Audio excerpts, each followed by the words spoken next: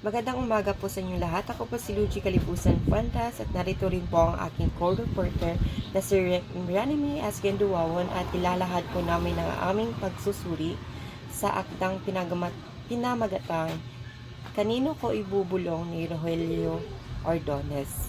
So, ang aming akda ay isang tula at ating sisimulan ang ating panimula ng pagsusuri sa pamamagitan ng pagpapakilala ng manunulat. So, ang ating may akda ay si Rogelio Ordonez. Siya ay pinanganak noong Setyembre 24, 1940 at namatay siya noong Mayo 19, 2016. So, kumakailan lang siya nung siya ay namatay. Siya rin ay kilala bilang Ka-Roger, isang multi-award na Pilipinong manunulat ng kata, makata, aktivista at mamahayag at edukador. Isa rin siya sa may akda ng iconic na anthology ng panitikan ng Tagalog ng mga Agos sa recommendeder to noong 1960s. Siya rin ay nag-ambag sa Liwayway Magazine, Filipino Free Press, Asia Philippine Leaders, Pilosopong Tasyo, Diario Uno at Pinoy Weekly. Siya ay pinanganak sa Alapan, Imus, Cavite. Siya rin ay nag-aral sa Mapua Institute of Technology at Manuel L. Quezon University at kumuha ng kursong Bachelor of Science in Civil Engineering. Nakuha sa panitikang Pilipino na nakatuon sa realidad ng buhay, lalo na tungkol sa mga manggagawa at magsasaka at mahinahon o naaapi. Nakatuon sa pagsusulat sa halip na sanayin ang kanyang degree. So, nakafocus siya mismo sa kanyang mga akda rather than pursuing his dreams. Ngayon ay dumako naman tayo sa ikalawang elemento ng pagsusuri ng isang tula at ito ay ang paglalahad ng tula. So, ilalahad ko ang tulang Kanino Ko Ibubulong ni Rogelio Ordonez. So, babasahin ko po. Kanino ko ibubulong, alimura ng utak na kumukulo at himagsik ng pusong nagdurugo. Kanino ko ibubulong, himutok at pangdaramdam ng mga katawang inilugmok ng kaninlam. Sa mga bangketa ng kalunsuran, kanino ko ibubulong, hinagpis ng bitukang nabalumbon tagulaylay ng mga matang luhaan, laging nakatitig sa kawalan ng papawiring walang hanggan. Kanino ko ibubulong, lagutok ng mga buto ng pawisang kalawatan ng obrerong inalipin ng kasakiman. Kanino ko ibubulong, daing ng butuhang mga bisig ng sakdang nakaluhod sa tubuhan at magsasakang naninindim sa palayan. Kanino ko ibubulong, hinagpis ng puting mga daliring nangangalkal ng basura para magkalaman ang tiyan. Narinig kaya ito ng Diyos ni Abraham? O uri ng mayamang walang pakiramdam? Maulinigan kaya ito ng binging lipunang manhid na yatat ang budhit isipan? Kanino ko nga ibubulong? Dalamhati ng lahing sumisiksik sa kamalayan at eksena ng namamaratsa sa kaisipan. Ibubulong ko na lamang kaya sa nalikisang kadena di amor sa limot na uli ilang libingan sa ragrosa na marahas na habagat, sa madawag na kaparangan, sa galaslas ng mga ilog sa dibdib ng kabundukan, sa mahamog na mga bulaklak, sa pusod ng kagubatan, sa gundo ng alon sa ninindim na pasigan, sa tungayaw ng kulog at sa gitsit ng kidlat, sa makulimlim na kalawakan, kanino ko ibubulong ang lahat-lahat? Sa sagisag ba ng mga punglo upang malinaw na marinig, maunawaan ng uring gamhanan at tampalasan, lintan niya ng dusat bagabag, nakabator di ng mga sampyo ulit. Kanino ko nga ibubulong, dalamhati ng uring ginahasa ng kalungkot, ng lungkot dahil sa mga Diyos-Diyos ng budhi inabuloktot, walang pakialam sa kinabukasan ng bansang hinurot na aking kayamanan. Oo, mga kauring sakbibi ng dusat dalita, ang daing ng marilita ay maririnig lamang ng kapwa maralita. Ngayon ay dumako naman tayo sa ikatlong yugto ng pagsusuri ng tula at ito ay pagsusuring nilalaman. At ang unang nilalaman nito ay ang pamagat. So, ang pamagat ng tulang ito ay kanino ko ibubulong. At naniniwala ako na ang pamagat ay naaangkop sa tula dahil nakikita naman natin batay sa tula na ang kanino ko ibubulong ng mga salita ay paulit-ulit na binabanggit ng may akda. At makikita rin natin dito kung paano naghahanap ng masasabihan o masishera ng mga hinanakit ng may akda ang kanilang kahirapan na iniinda bilang isang manggagawa. Pagkatapos sa pamagat ay dumako naman tayo sa paksa or tema. So ang paksa or tema ng tulang kanino ko ibubulong, ito ay tungkol sa mga taong nasa laylayan ng lipunan at mga estado ng kanilang pamumuhay at kanilang mga hinanaing at problema sa buhay na kailanman ay hindi naririnig ng may mga kapangyarihan at mga taong nakaupo sa pamahalaan o yung mga taong nasa itaas o sa gobyerno. Naghahanap ng taong may busilak na puso na tutulong sa mga problema para sa mga tao. Pinapakita rin dito sa tula ang kanilang paghihirap at mga diskriminasyon na kanilang natatanggap sa ibang tao sa lipunan. Pinapakita rin dito ang kawalan nila ng boses para ipahayag ang kanilang mga saloobin at mga problema dahil sa kanilang estado sa buhay. So, ang tulang ito ay parang nais na iparating ng mga manggagawa ang kanilang mga hinanaing sa kataas-taasan pero hindi ito binibigyan ng pansin ng mga nasa taas. At para bang nawawalan sila ng boses, kinukunan sila ng boses at hindi na sila pinapaninggan at parang isinasantabi na sila. Kaya sila naghahanap ng mga taong kaya silang ipaglaban upang mapanindigan ang kanilang responsibilidad bilang isang manggagawa. So magandang umaga sa inyong lahat. Ako nga po pala si Ninimi Ginoong Nanatasang mag-ulat sa elemento ng tula patungkol sa tulang pinamagatang kanino ko ibubulong na isinulat ni Rogelio Ordonez. So sa elemento ng tula, ang saknong nito, ito ay may 23 na saknong at malayang taludtod sapagkat wala itong sukat at tugma. So inilalahad ang tula sa pamamagitan ng iiwan ng patanong sa bawat saknong ng tula.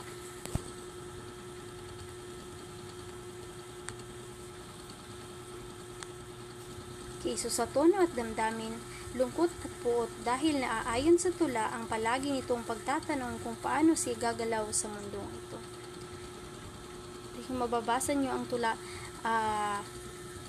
from the first part nito or sa unang pahina o unang pagsulat nito ay mayroon na talagang katanungan sa kung paano, katulad ng kanyang title na or paksa na mayroon itong katanungan kanino ko ibubulong, di ba? Yun ay patanong. At sa bawat hulihan ng taludtod o saknong nito ay mayroon naman itong question mark na ating talagang makikita na mayroon itong lungkot at puot at ito ay nagtatanong sa patungkol sa kanilang mga kanilang mga sakit, mga hinanaing na gusto nilang maipahayag sa mga tao na sana'y makakatulong sa kanila, ngunit ito ay nagwawalang bahala o di kaya nagbibingi-bingihan at hindi sila tinulungan. Sa simbolismo at tayutay, pag-uulit sa salitang kanino ko ibubulong, ito ay nauulit sa bawat saknong. So, retorika na tanong. Ito ay hindi naghihintay ng kasagutan at hindi na nagpapahayag ng pag-aalinlangan. Wala itong inaasahang sagot kung saan ang layunin ay maikintal sa isipan ng nakikinig ang mensahe. Sa pagsusuring pampanitika, so mga bisa. So sa bisa sa isip, sa tula ipinapakita kung paano buksan ang isipan, ang ating isipan ng mga sitwasyon na nararanasan ng mga gawang Pilipino. Ipinapakita rin dito na dapat hindi tayo maging bulag sa mga nangyayari sa ating lipunan. Katulad ng mga magsasaka, ang mga magsasaka ay isa sa mga taong at tumutulong na tayo ay mabuhay dahil sila ang pinagkukunan ng mga sila ang nagtatrabaho para tayo ay magkaroon ng pagkain, para may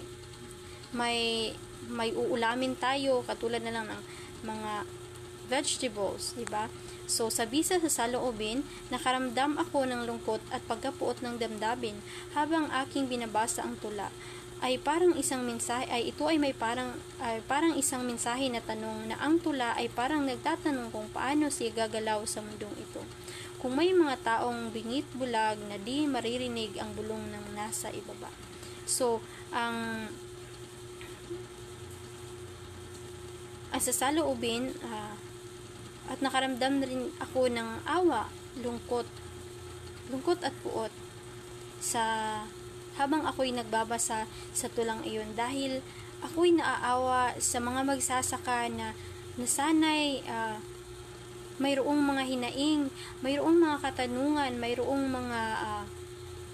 mga sakit na nadarama at may mga katanungan sila na dapat mapunan at mabigyan ng halaga ng mga gobyerno o ng mga tao na makakatulong sa kanila, pero ang mga taong sanay akala nila ay makakatulong sa kanila ay nagbibingi-bingihan, at sa halip na tulungan sila pa ay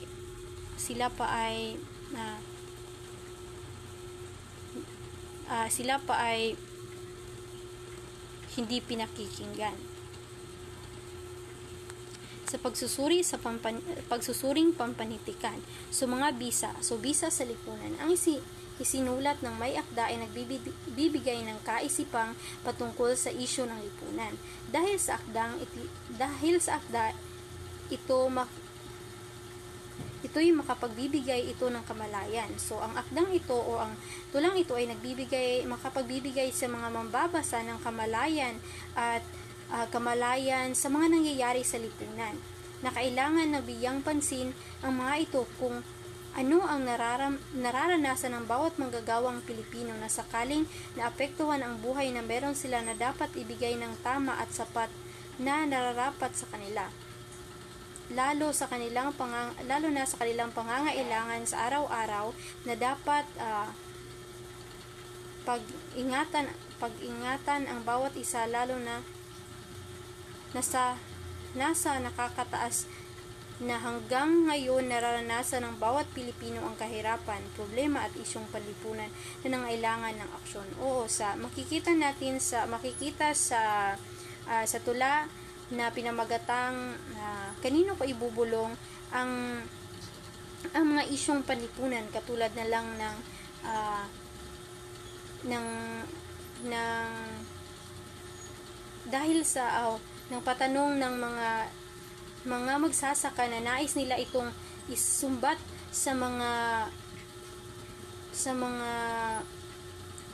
nais nilang ang kanilang mahinanaing na nais nilang isumbat sa mga gobyerno o sa mga taong nasa gobyerno na sana ay sila ay nagnanais sa matulungan nila, ngunit hindi sila ay winawalang bahala. At totoo naman itong nangyayari sa ating lipunan sa kasalukuyan, na maraming mga magsasaka na gustong na naglabas ng mga hinanaing, ngunit hindi naman pinansin ng gobyerno. Hindi naman natin lahatin, pero yan talaga ang totoong nangyayari sa ating lipunan. So, pagdulog ng teorya. So, realismo sapagkat nararanasan din ang ganitong sitwasyon sa totoong buhay, lalo na sa manggagawang Pilipino. So, realismo ang aming napiling teorya na nakikita naming angkop sa pagdulog sa teorya, sa pagdulog sa teorya. Ang realismo ang aming nakitang mas angkop na gamitin na teorya, dahil ang tula ay tumatalakay sa sa realidad ng buhay, sa mga nangyayari sa ating buhay, nangyayari sa totoong buhay, na ang mga taong nasa ibaba ay kailanman ay hindi magkakaroon ng oportunidad na maglabas ng kanilang mga hinanaing, dahil kung maglabas man sila nito ay hindi naman ito pinakikinggan ng mga taong nasa gobyerno. So, ang teoryang Marxismo. So, Marxismo, ang teoryang ito ay pinapakita na ang tao o sa sumasagisag sa tao ay may sariling kakayahan na umangat buhat sa pagdurusang dulot ng pang-ekonomiya, kahirapan at suliraning panlipunan at pang-ekonomiyang kahirapan at suliraning panlipunan at pampolitika. Ang mga paraan ng pag-ahon mula sa kalugmukan sa akda ay nagsisilbing modelo para sa mga mambabasa na ipinapakita sa tula na kanino ko ibubulong, na kung saan maraming nakakaranas ng kahirapan, lalo na ang mga manggagawa na nais ding makarating sa nakakataas ang kanilang mga hinanaing. At ang teoryang Marxismo ang nakita naming fit or angkop rin sa pagsusuri sa teorya sa tulang ito, dahil sa tulang aming sinuri ay makikita roon ang agwat o ang kaibahan ng mga taong nasa ibaba o ang kayang manggagawa, at yung mga taong estado ng tao na nasa itaas, kung saan ito ay ang gobyerno at ito rin ay tumutukoy sa gobyerno at sa mga manggagawa, na ito ay isang makikita natin sa definasyon ng teoryang Marxismo, na ito ay isa